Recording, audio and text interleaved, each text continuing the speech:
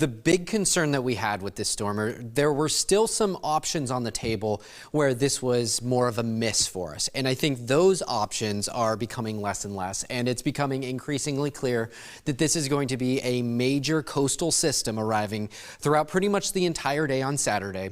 And we're kind of pinpointing an area right along Bristol and Plymouth County, really 128 towards the bridges, that could see 18 to 24 inches of snow.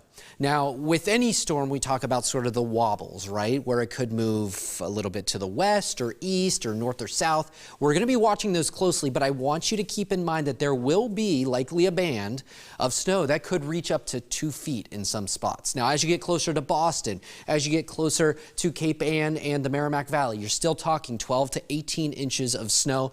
The fluffiness factor certainly high with this one, and then less as you go into parts of Worcester County, Northwest Middlesex County. Same story as you go towards the Cape and Islands, 6 to 12 inches. Now, the big concern with the Cape and Islands is you're not only dealing with the snow, but also the wind. You're closer to the center of that storm. That's 6 to 12 inches, much pastier, much heavier snow. So then you start to increase the possibility for power outages. But here's our latest snowfall map, up to about 2 feet of snow for the areas that actually picked up quite a bit of snow just about 20 days ago or so. The progression of this storm, we start to see the snowflakes in the morning.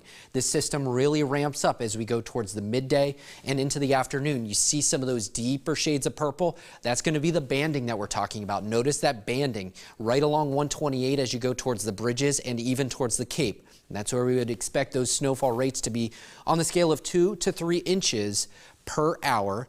Still holding on to some of that snow into the evening. Again, noticing that banding south of Boston, even up towards Cape Ann, before this finally departs the area heading into Sunday. And when all is said and done, we're talking about 1 to 2 feet of snow for much of the area. So I think heavy snow and tough travel, a given. Severe, first time in a long time we've actually raised that to severe impact levels. We have strong wind possibilities too with this system, and even the coastal flooding impacts. I think that's going to be a lesser concern when we look at the grand scheme. Still a concern though.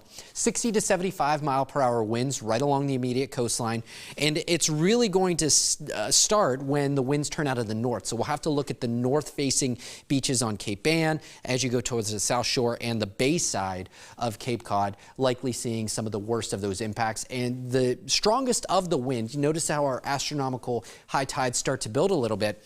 It's looking like the worst of it will actually be in the afternoon and evening high tide, which is a lower high tide. We're still expecting minor to moderate flooding, but if we were to hit this in the morning, that's when that high tide is, we'd be talking about major flooding. So that is the good news.